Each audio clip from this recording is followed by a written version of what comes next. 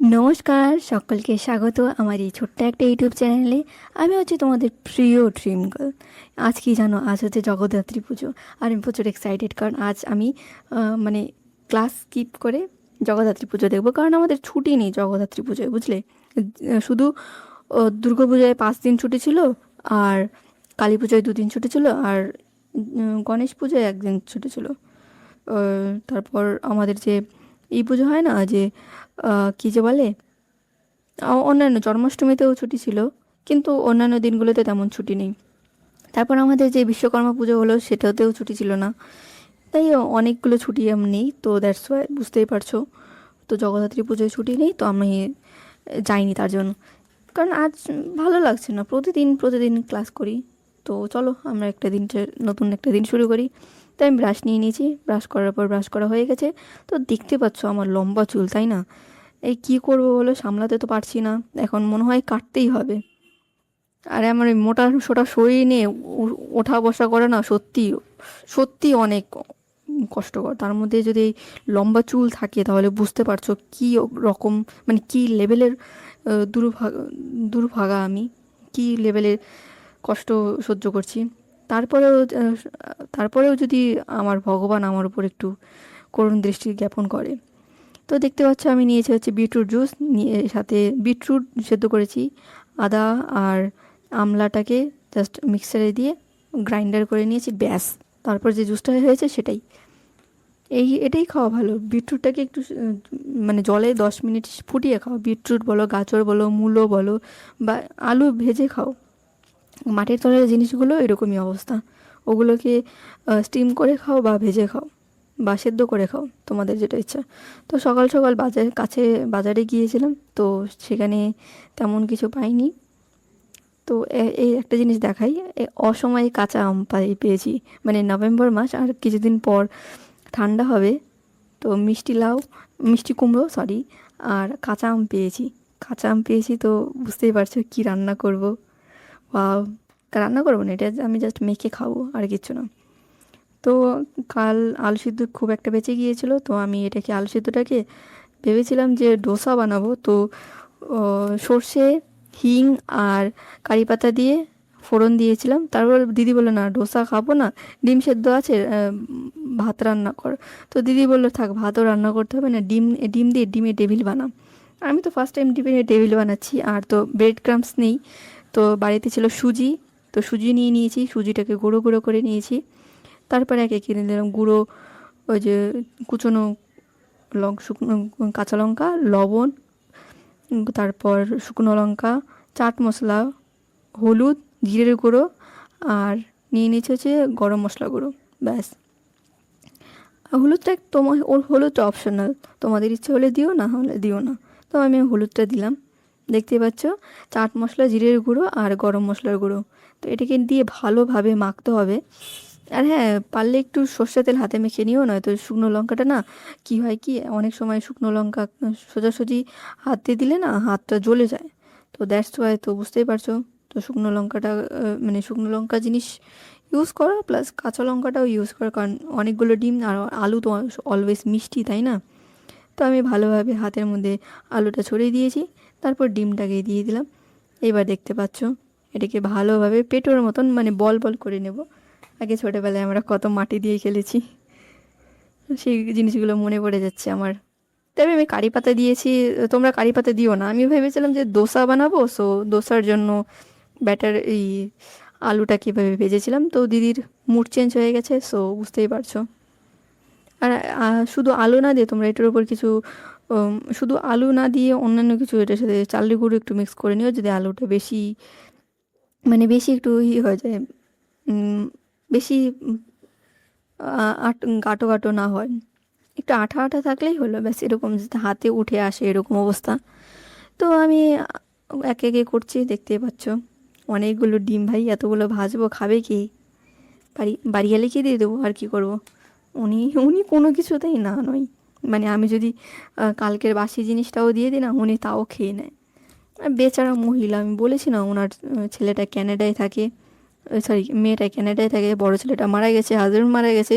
উনি নিজে রান্না করে খাওয়াটাই কষ্ট, তাই না? তো একটা মেড রাখতে পারে, কিন্তু মেড রাখে না। উনি হচ্ছে হচ্ছে কি বলে, ওনার কারো কাজটা না ওনার নিজের পছন্দ হয় না। কেন জানি পছন্দ হয় না, আজ পর্যন্ত না আমরা ওনার বাড়ির ছাদে আমরা উঠিনি। আমরা যদি ওনার রুমে যাই, উনি করে কি ঘরটাকে ভালো করে ক্লিন করে।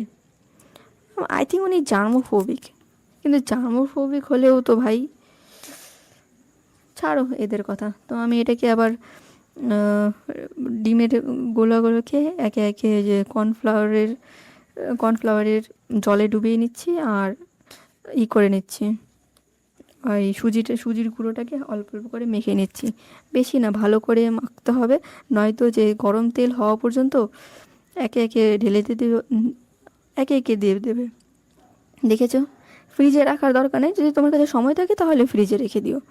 তো আমি একে একে নাড়িয়ে নেব, নাড়িয়ে চাড়িয়ে ব্যাস হালকা আছে ভাজবো। দেখতে পাচ্ছ এটার অবস্থা। তো হয়ে গেছে এই যে। তো এখন হচ্ছে সন্ধ্যা, আমি বেরিয়েছি, এই বাড়িটা সাজিয়েছে দেখো। এই পাশের বাড়িতেই একটা জগদ্ধাত্রী পুজো হচ্ছে। এই বাড়িতে আমাদের বাড়িয়ালি নিমন্ত্রণ ছিল। তো দেখতে পাচ্ছ কত সুন্দর করে সাজিয়েছে, তাই না? আমাদের এখানে মানে বাঙালিদের এখানে পুজোগুলো না অনেক সুন্দর হয়। আমি অন্যান্য স্টেটে যাইনি যদিও, বাট আমাদের স্টেট মানে মাতৃভক্তিতে টপ, বুঝলে? অন্যান্য জায়গায় হয়তো শিব, কৃষ্ণ ওগুলোর মানে ওই দেবতাদের পুজো হয়, বাট আমাদের এখানে দেবী সবার আগে, বুঝলে? মা সবার আগে। মা মা ছাড়া আমরা কিছু বুঝি না। সো দেখতে পাচ্ছ আমাদের জগদ্ধাত্রী কত সুন্দর। এটা কিন্তু বাড়ির পুজো, বাড়ির পুজোটা কত সুন্দরভাবে করেছে দেখো। এবার এসেছি মেন রোডে। মেন রোডের এটা হচ্ছে একটা ক্লাবের পুজো, ছোট্ট করে করেছে এরা, কিন্তু সুন্দর হয়েছে। এই ক্লাবের ঠাকুরটা দেখো কত সুন্দর, তাই না? ছিমছাম ছোটো মোটোর মধ্যে সুন্দর হয়েছে। এই যে এখানে একটা কালী মন্দির, কালী মন্দিরের সামনেই এই ঠাকুরটা। আমাদের আমাদের চাঁদা দিতে হয়েছে এটার জন্য। এইবার দেখো এটা হচ্ছে বড় মাঠের মানে ফুটবল মাঠ, জগদ্ধাত্রী ঠাকুর।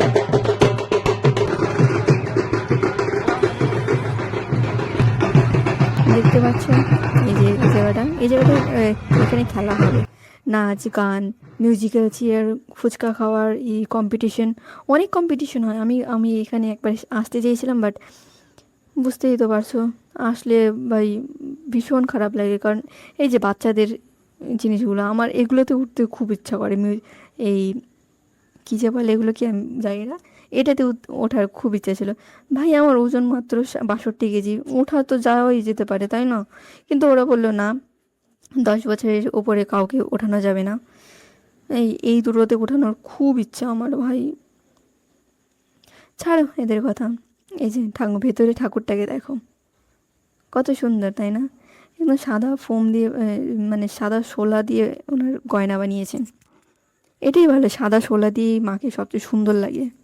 এখন তোমাদের কেমন লাগে তোমরা প্লিজ জানিও, বাট আমার তো কিন্তু খুব ভালোই লাগে।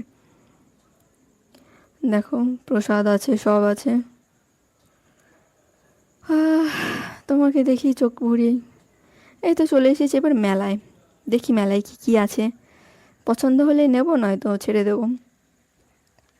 তো মেলাটা বেশি বড় নেই, মানে ছোট্ট একটা জায়গায় বানিয়েছে, হকাররা মিলে বানিয়েছে। বাট আমার এখানে খুব একটা জিনিস পছন্দ হচ্ছে না, বাট দেখছি দেখার মতন জিনিস আছে যদিও, বাট আমার মানে হাতে টাকা কম, বুঝতেই পারছো।